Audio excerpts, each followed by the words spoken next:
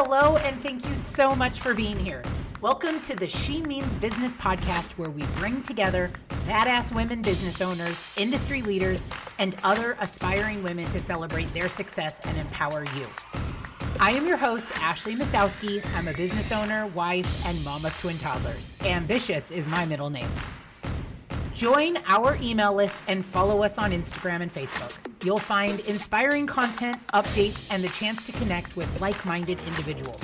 Remember to leave a review and share how we've inspired you. Now, let's get to business. Hello, and welcome to the She Means Business podcast. I'm your host, Ashley Mastowski. Today's guest is such an awesome business owner that is all about branding and marketing, which is something that I personally geek over. So I think I say, like, I secretly wish I could be a creative designer, even though I have not 1 ounce of creativity, like, skill set for this type of work. But I understand the importance of it when building your business. And I just, from the get-go, it's so important.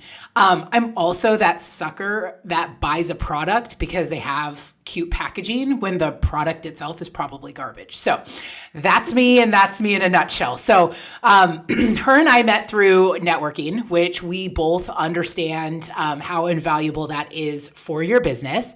And I've always followed her on social media, and I love what she does for her clients. And she always has great ideas, and she's been helping me along the way every so often, since technology is not my friend and I'm always having issues here and there. So today's guest knows what it takes for hard work and to build a business from the ground up. So please welcome Stephani Ortiz.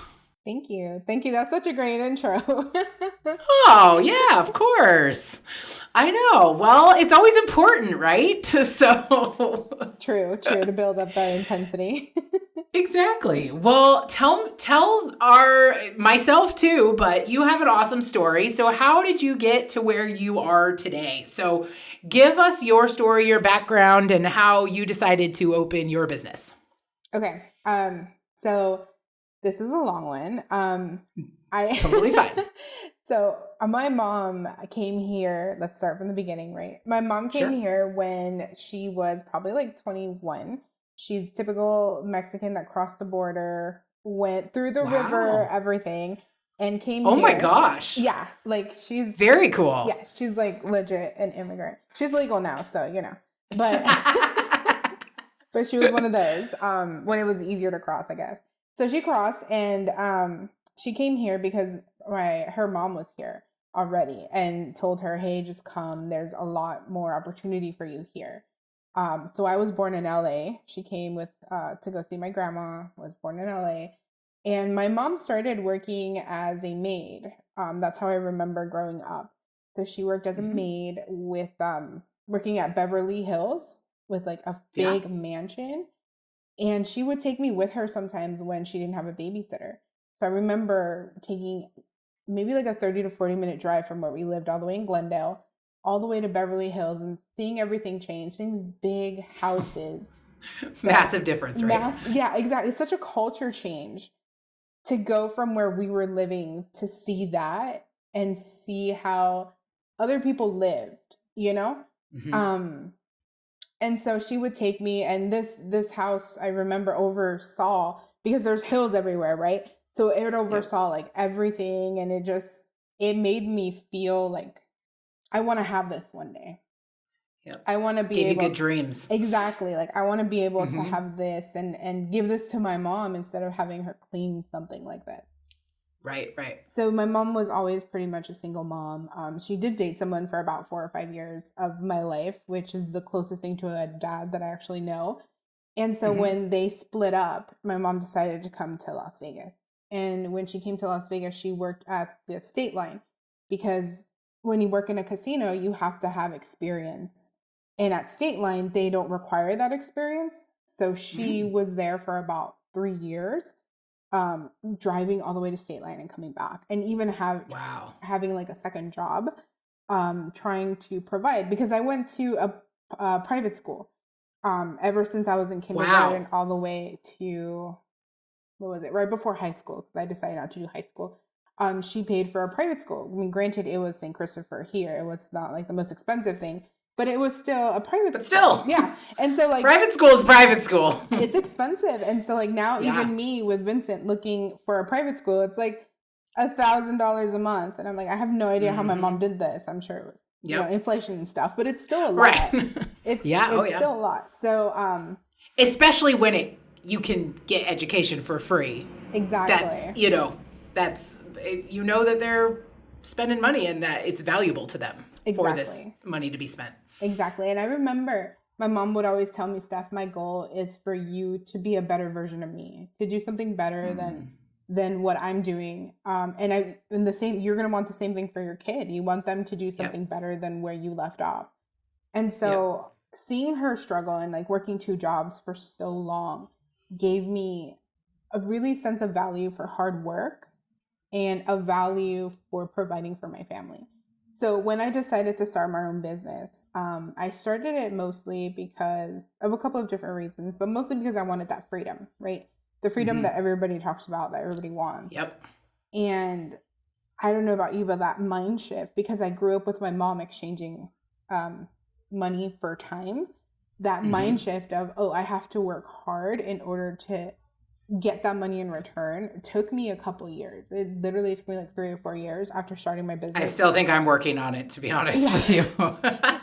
to really understand that concept, because as a business owner, you have so many opportunities and so many ways that you can make money that it doesn't always have to be with time, a time exchange.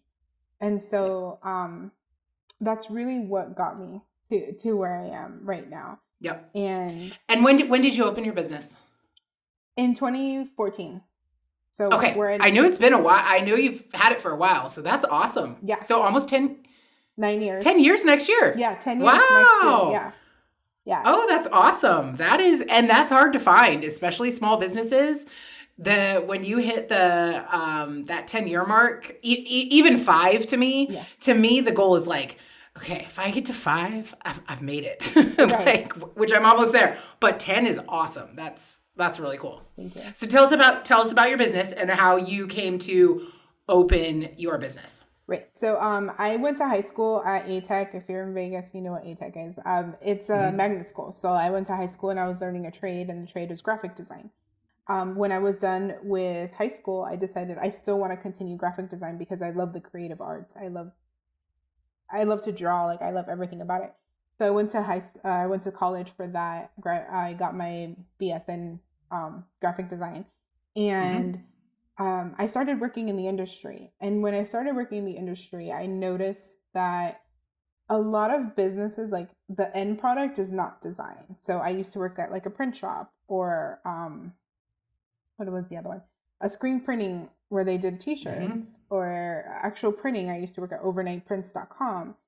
And all of these companies, I used to work at the news even. I used to do the little graphics when they would do the anchors. Yeah. So all of these things, like, design aided in them, but it wasn't the main focus.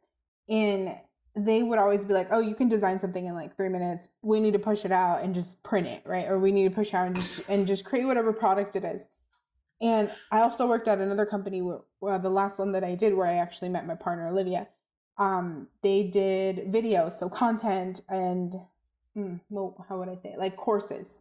They were doing that before, TikTok and before. Oh, before it even like blew up, and now everybody does content and courses. Exactly. Like, they were servicing people like Tony Robbins, Grant Cardone, like those kind of motivational speakers, and creating content for them and courses that they would be able to charge people for a membership. And what we would do is we would take their script and put graphics into it for the editors to create the video and cut the video, right? So even with that, it was like, okay, make the graphics fast because we need to push it out. And so I would see that and I would say, well, we can create such a better product if we actually focus on the design first, and then the product that we're creating, that's secondary. The first thing should be the design, and what is the design saying?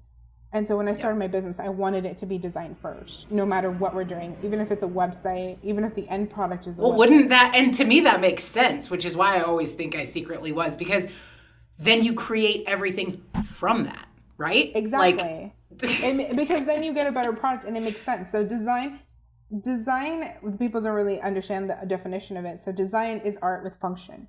So what's the function? Oh, I like that. Okay. So what's the function that you're trying to do? If you're creating a flyer, like we have clients come and like, I just want a flyer. I'm like, okay, what is it for?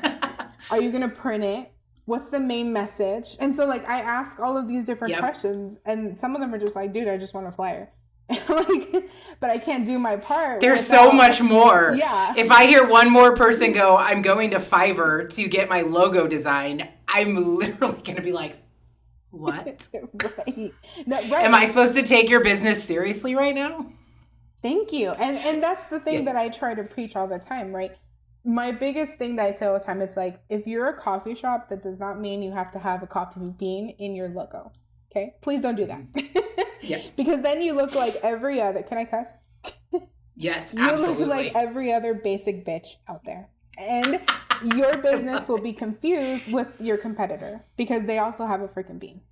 So, what makes you stand out? What can we do to make you stand out and be different than all the other ones? Exactly. It's like, it's what makes you stand out. And the way that we figure out what makes you stand out is what makes you different. What is your process different? Is there, is it you? Because, for example, in your industry, they're buying from you. You know? Yep. I mean, there's a lot of people that do insurance. They're buying from you because they know you. So what makes you different? Yeah. Right? And how can I compete against the billion-dollar companies, or should I say the companies that spend billions of dollars in marketing? Right. How do I? And you know, it's funny because we're having this conversation, and of course I opened my agency before I knew you, but without articulating it or knowing, to me, that was so important. Is now my name isn't the most original, but I knew I didn't want my personal name in my agency because I think it's so much bigger. I want so much more out of it than just tied to my name. Yeah. But those are all things that I thought of and that were already worked into my startup costs because to me it was so much more important. I'm like, how are you supposed to take me seriously as a licensed professional advisor if my website isn't professional, if my image is an umbrella with nothing, just anything with no thought to it, I guess. And I mean, granted, my agency logo is a rectangle, but it, to me, it just had more thought to it. You know what I mean? So I put more thought into it. And I don't think a lot of people that are starting businesses maybe think of that. And I love that so far, you've literally, this is what Business 101 should teach you. You're starting a business. Yeah. You have to start with your design, and you clearly, go through the onboarding, and that's not the right word I can think of, but you're, the process, right? Like the process of walking them through. And there's even a process that should come before your logo, which is your messaging, right? And how are you going to present yourself? What is your mission? What's your brand? What's your position in the market? And people don't even think about that. And it's even to this day, when they come for a logo, I'm like, you should do this part. And I try to explain it to them. And some of them are like, yeah, but no. And I understand if they're just starting out because I tell them if you're just... And things evolve too, exactly. right? Right. Yeah. And so if you're starting out, that's fine. But in 3 years, once you actually know who you are and who your customers are, that's when you should start that process. So you can actually brand yourself properly. That's why our ideal client is usually been in business for 3 years, unless they have that startup cost. They just don't. They don't understand. Yeah, for sure. And I totally dropped the ball, but we didn't even say your business name. So Cast Design Team, right? Yes. So my fault. We'll have all of your contact information in all of the episodes. I was so excited. I'm like, Stephanie, and then I realized I didn't even say Cast Design Team. So what is all that? So obviously you meet other small businesses and you got into the design industry because you saw a need. You saw the need that, the design is kind of back of mind, which, by the way, I appreciate this country for being able to have the American, quote unquote, American dream. Anybody can open a business. But man, I've seen a lot of real businesses flop, and it's so costly financially and even mentally. And it's I wish there was a business 101 course you had to take before you were even allowed to open a business. And I know some of the most successful ones are probably like hole in the wall businesses that are referral only, but at the end of the day, the just everything has evolved. And it's like, I was just talking to, one of our podcast guests, and she's all about social media. And it's like, you go to your you used to go to the website to vouch, for a business and who are they? And let me see how, professional they are and how good they are. Now you go to social media. So you probably have to keep up with all of these trends and all of this stuff. So, I just think owning a business is great and it's awesome that anybody can do it, but there's so much more to it. And I hope people, take that into account when they're working on their dream. And I'm not saying not to do it. Yeah. Absolutely do it. 100%. It's the best thing I've ever done. And I'm sure you'll agree, but do it the right way. Yeah. And I think that that's very powerful because there's a lot of people that start their businesses because they're really good at what they do, right? And they think, I can do it, probably get more money. But there's so many other aspects to owning a business. I had to learn that. And you had to learn that, There's bookkeeping. Like, I'm not a freaking bookkeeper. The financial part is the worst part. That is the pain in my ass, right? Right. So, yep. And people don't think about that. They're just like, I'm really good at, I'm an electrician. I should open my own company. And it's like, but there's a difference between having a one-person company and being an actual business, right? Yes. It's a jump. It's a mindset shift. It's so many different things that it can't just be, I'm going to go do the work and come back home. Like that doesn't work. It does not. I'm sorry. The nightmares happen. Like you live and breathe it. But then once you get going and you do it the right way, then, it's very if you freeing. build it. If you do it the 100%. Right way, it's definitely freezing. You have processes in place. You have everything. It makes sense for you. And there's some people even that I even say, if you don't have the capacity to be able to juggle all these things or even have that mental load, it can drive you crazy. It can literally give you mental illness because it's a lot. So it is for sure. You live and breathe it. And this is what you have to have. Like there's the good, but there's always the bad, unfortunately. I mean, it's a balance. And it's that's exactly what it is. So when you opened in 2014, what were some of the struggles that you faced early on? 9 years is awesome. So I just can't give you enough kudos for that. But what were or maybe are still, I'm sure they're all different. Like as you go and grow your business, the struggles change. But what early on were some of the struggles that you faced when you decided to open your own? Early on, it was getting clients, right? Like everybody still has that initial thing of where do I get clients? How am I going to feed my family? Right. Like, what am I going to do? How am I going to get clients? For me in the beginning, it was a lot of networking. And I figured that, thank God, really early on. It's like you have to network, you have to introduce yourself, you have to know other people in the community, and then eventually they refer you, right? So that was one of our first struggles. The second one was obviously the finances. Once we actually started getting more money, we had to figure out how to correctly report that, right? So we didn't get in trouble. Yes. And now, actually, one of our biggest struggles is how do we educate people, like what I told you, on why they need what we do, right? So, well, and it's interesting because when you first opened and networking, my follow-up to that was, you really have to paint a picture. You really have to explain the importance of branding and design and from the get-go. So and just about what you said is how do you do that? How do you tell people how important this really is? Yeah. And that's our biggest struggle right now, because I'll be honest, like people call and they're like, I need a logo. How much is it? And I know off the bat, that's probably not going to be my client if they're shopping for price. So I'm like, that's not going to work, right?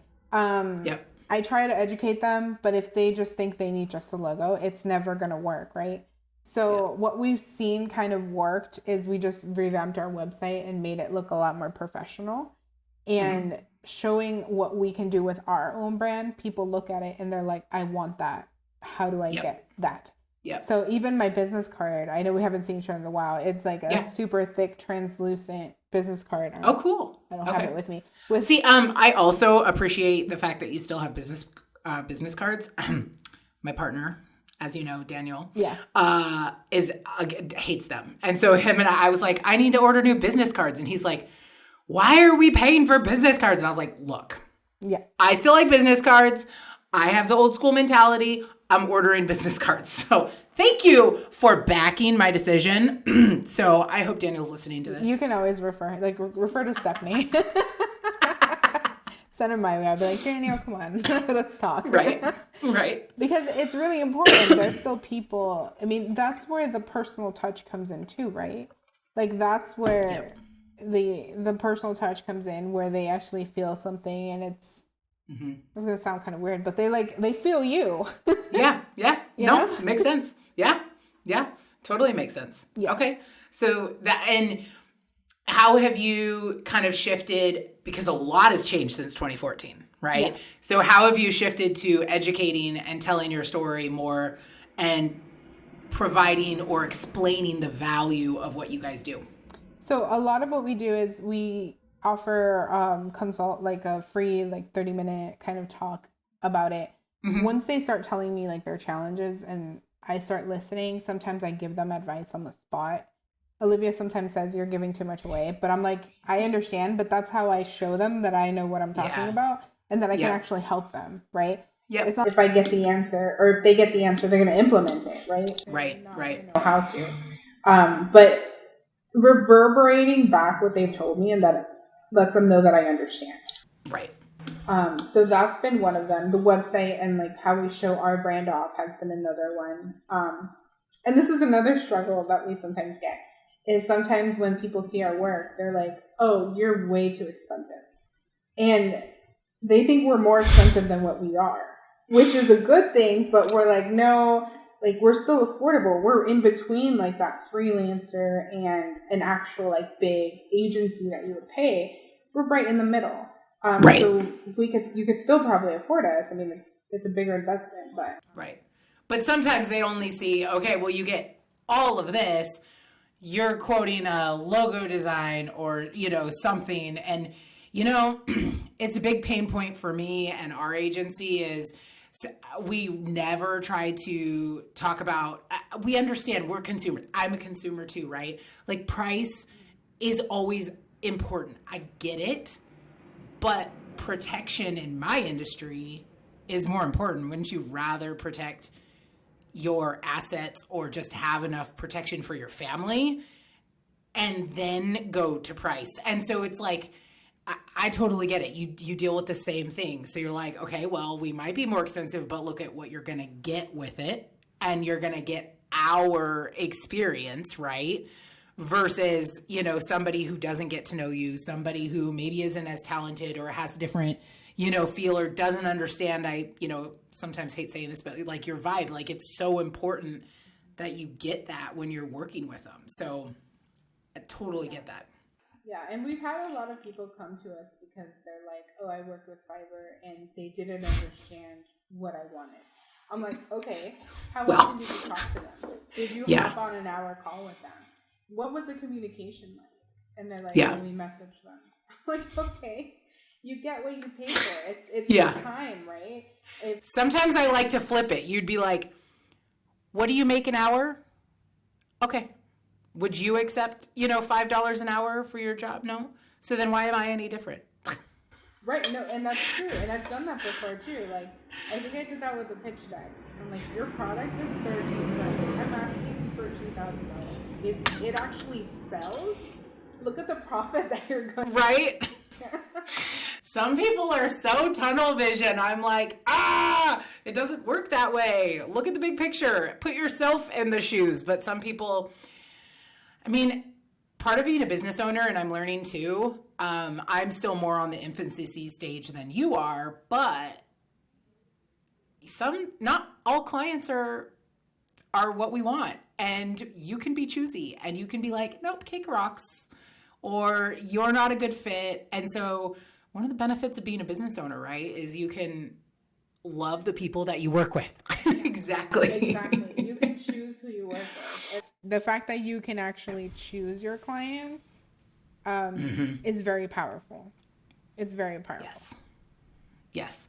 And, you know, I'm curious on your take on this because, you know, when I started my agency, I went from being the breadwinner to commission only, right? Like, I only make commission if I sell stuff. How am I going to feed my family? So I felt the need to write all the business that was flown my way. And, you know, it's like, okay, so I need that money, right? Because I have to pay my bills. But a lot of the people were time sucks. And if I could go back in time, I would tell business owners, and people told me this too, but I'm like, I need to write the business. And then but even the people sometimes that I knew I shouldn't write are the ones that take up my time anyways, that I could have been either prospecting for new clients or putting my energy towards other clients, right? And it's one thing that I wish I didn't start with a lot of money with my agency. So it was one of those like catch-22s, but for anybody listening that wants to start a business is, you know, to really financially put yourself out there and value yourself and what you're actually doing, right? Yeah. To be okay to be picky. Yeah.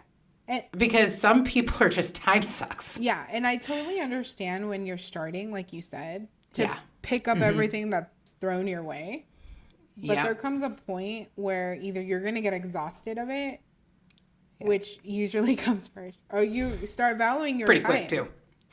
Yeah. Because you know what? And I had a financial friend of mine who's a CFP talk about this. She's like, a lot of business owners don't think about how much their hour is worth when they break it down. And if you were to break it down, you need to do that so you know where you're allocating your time, right? But yeah, I totally get that. Yeah. Of like, I think of like those clients that I'm like, why did I even waste my time on? I'm like, they had no respect for anything that I did, for anything that I do. And then I had to laugh on one of them. I mean, nobody was injured. So I'm going to preface that. I would never laugh if anybody was injured or in an accident. But they went against my recommendation and didn't get the coverage that I had recommended because they wanted to save $20 a month, something ridiculously stupid. And they call me and they're like, oh, it was a rental car situation. They didn't want the rental car coverage. I put it on like everybody. It's like $20 a year. Right. Like it's $20 a year, but I don't need it. They're hit by somebody who doesn't have insurance. Hello, welcome to Las Vegas. And their car was in the shop and they needed a car to get to and from work. Oh, well, remember that coverage? And I actually was able to pull up all the emails. Yeah. And I was like, I had recommended it and it was literally $4 a month. And you said you didn't want it. So now you can Uber really expensive and just hope they fix the car really fast. It's like, and I remember spending a lot of time on that. And I'm like, why did I went back and I was like, why did I even waste my breath? Yeah. And it's funny because I had a conversation with someone yesterday about this. And she's more of like, what does she do? She does like projections for businesses and stuff. Like she's really interesting to talk to. And she was telling me like, people don't understand that money is resource, like a first level resource. Like you can go and get more money. You can't go and get more time, more energy. Like those are level 2 resources. And if every business would understand that, they would actually spend the money to maybe outsource or to, you know, actually do things that would help them to increase the level 1 in resource, right? Yeah, so it just reminds me of that, you know? Yeah. Well, and right before I opened my agency, I'm like, okay, do I really want to open my own business again? Or, I mean, I literally could have probably just called any corporate office, made 6 figures, and not had to worry about it. But I knew I'd be tied. I knew I'd be stuck working the corporate life, and that wasn't for me. And there's nothing bad about it. It's not for, you know, some people excel and do great at it. But to me, my time and flexibility was so important. In fact, we just did I'm doing a hacking habits. Hacking, I'm not even going to say it right. Hacking happiness habits. Okay. She should have, tongue twister. And she was like, think of your 3 core values. And one of my core values was flexibility. That is so important to me. And now as a mom, knowing that I could just go pick up my kids, or as they get older, I can go to their games. Like, to me, that was so important, and more important than making, now, don't get me wrong, I'm a business owner, I want to make money, but I want that balance. I want that, flexibility. So how has that, worked with you and opening your, 'cause work from home, you don't need an office, you don't, you have that, how that's probably been an important thing in your life, and especially since opening your business. Yeah, flexibility was definitely one of my biggest thing, is not being tied to an employer. Because the last employer that I was in, they let me and Olivia go at the same time. And Olivia looked at me, and she's coming from Cuba, so she's like, I don't like that someone dictates whether I have money or not. And I looked at her and I'm like, amen. You're right. I don't like that either, now that you say that. Nope. So when we did start the business, Olivia went to go work for someone for 2 years while I was actually building it. And so within 2 years, I was able to say, get ready. You're about to leave your job, hop off, and let's do this and go full on. And ever since then, of course, we've been able to pay our bills. Yeah, that's awesome. And now you have an awesome family. Yeah. And how old's Vincent now? He's turning 3 next month. Oh my gosh. It's crazy. For some reason, I thought he was a little bit older. So then my kids that wasn't much earlier than mine then. Yeah, no. Because they just turned 2. I didn't realize it was only a year. I was thinking it was a few years difference. No, it was only a year difference. Yeah. Oh my goodness. Yeah, it's crazy. So with the flexibility, I love it because today he has a doctor's appointment at 4. And I'm like, yeah, I can stop working and push, kind of move it back. It's not an issue. It's not an issue. He has a trunk or treat event at his daycare. Yeah, we can do it. We volunteered to do it, So it's awesome that he sees that, and that he sees a different way than what I saw with my mom. And that's really important for me too. And I try to get him to understand that, even if he has like a 6th day or something and he stays at home, one of us is with him, and then he tries to go to mommy, and I'm like, no, mommy's working. Mommy needs to work. This is what we do when you're not in daycare. Yep. We got to afford daycare. Yeah. So she's doing that, and I'm here with you, though. I'm able to be with you. So he sees all that, and I think it's really good for him to see that too. And I think it's important. I like that they can grow up and see there's more to, I've never been a time puncher. I've always, my parents raised me with, and I know you've had this because you saw your mom and her work ethic. So I know you have the work ethic, and I feel like that's gone away with this new generation, and people, I'm all about experiences and I'm all about living life, but somebody's got to pay for this stuff. Like, money doesn't grow on trees. Yeah. And we can still be hard workers and good workers without having to sacrifice. There's always going to be sacrifices in anything, but, I think if they see us working hard, but they can also see the other side of it too. Right. Like, we put in our time, we do this, but then we can also do this. And so I like them seeing this, and I like them being able to see that, you still work hard and you can work hard. And with that comes the flexibility and the responsibility that, you get to run your business and be the boss. Right. And nobody can tell you whether you should have money or not have money. Now it's in your hands. Exactly. And it's interesting because it's like that yin yang, right? It's like you have to work hard in order to be able to play, right? Yeah. But the working hard always comes first. For sure. Before you're able to play. But for sure. Yeah. That's so cool. Now what are all of the services that you guys offer for your business? And then what parts do you and what parts did Olivia do? First of all, kudos, because I can never work with my spouse. And we get that. So I all always the have more time. respect for that, especially live and work, and I love them to death. But I'm like, no. It is a lot. Don't get me wrong. Like with her 24. There's probably good days and there's probably bad days. Yeah. There's days where we just fight over like who's gonna make the chicken today. You know, it's like stupid things. But Yep. Yeah. So what we do at the forefront, everything goes back to branding. So branding is like in the center of what we do. Branding includes messaging frameworks, persona development.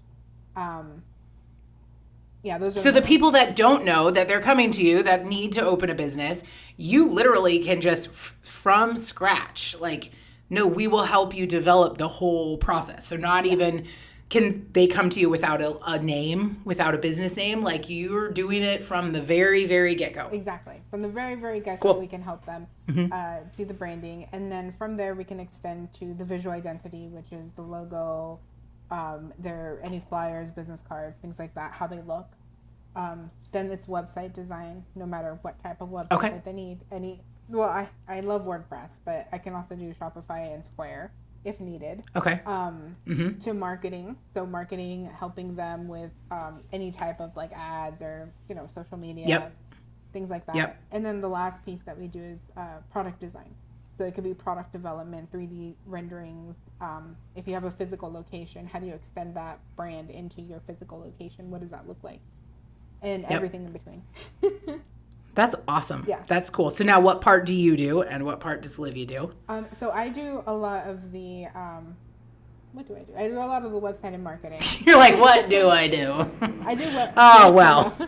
I do a lot of the website marketing and client development, going to networking and stuff. And Olivia does a lot of the branding and the 3D design because she's very cool. She's an industrial designer. So it's awesome. kind of a little different. I tell her she's like a level up from graphic designer.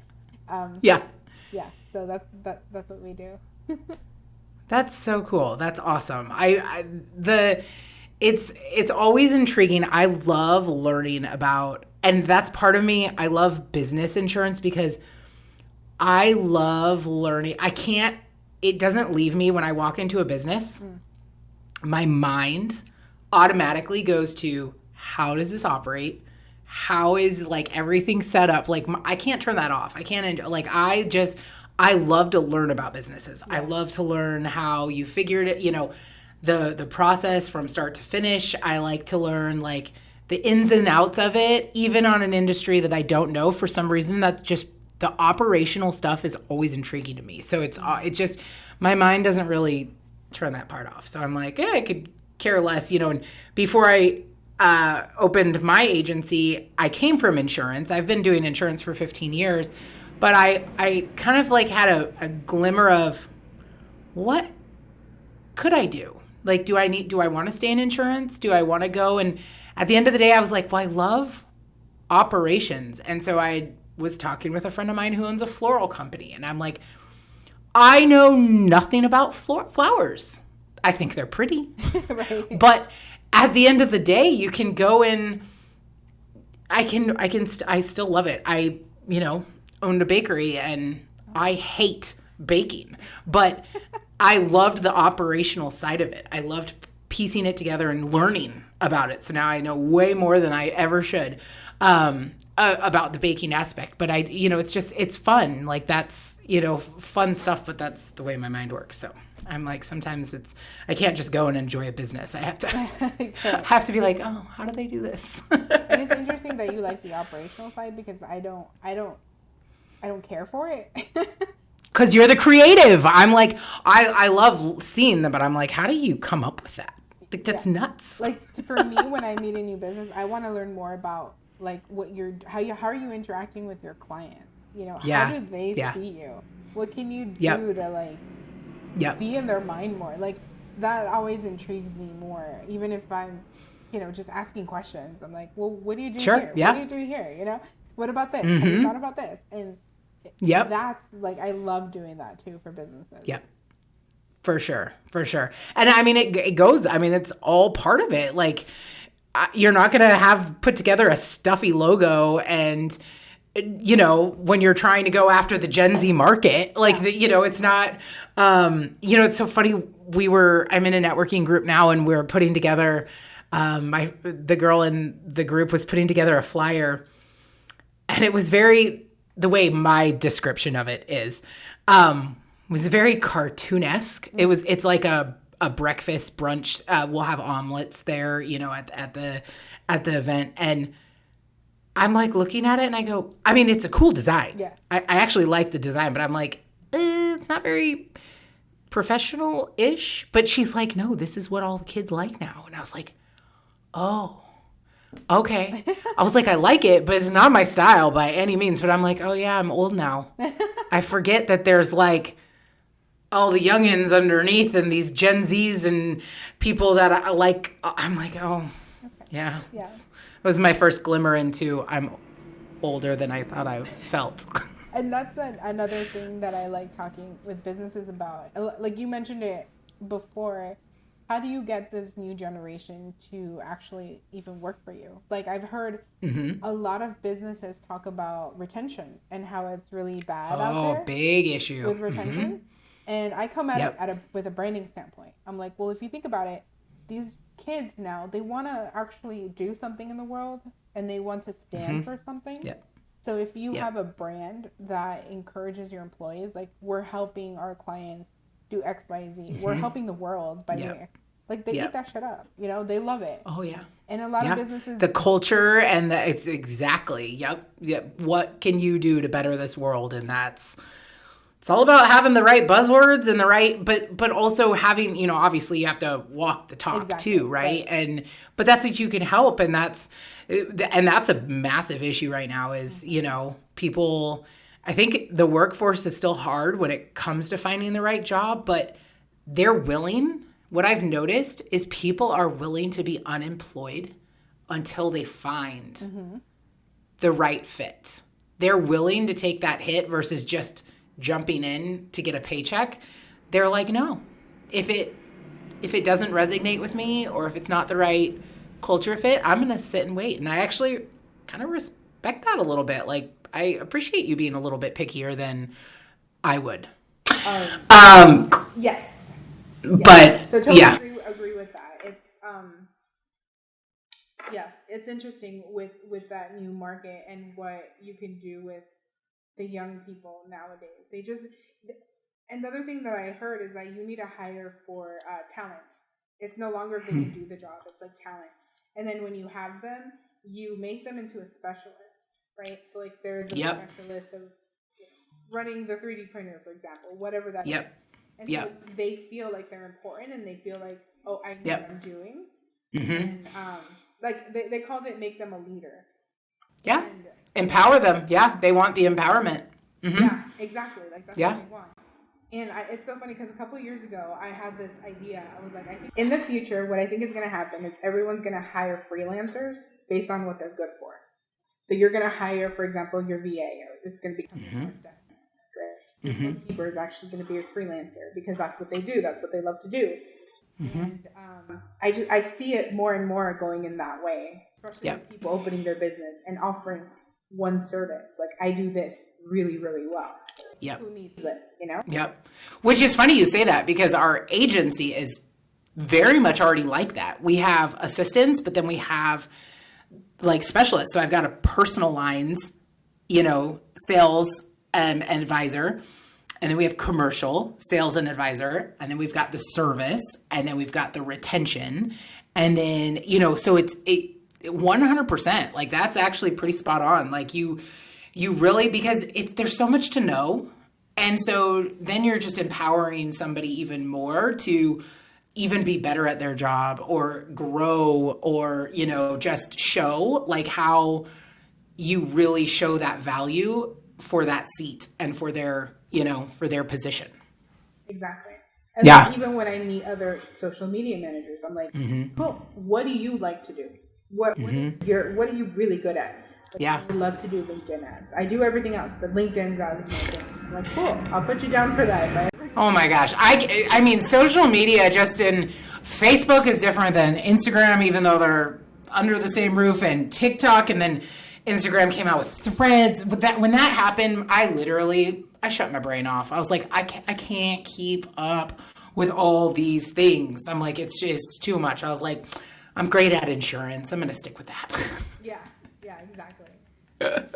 It's crazy.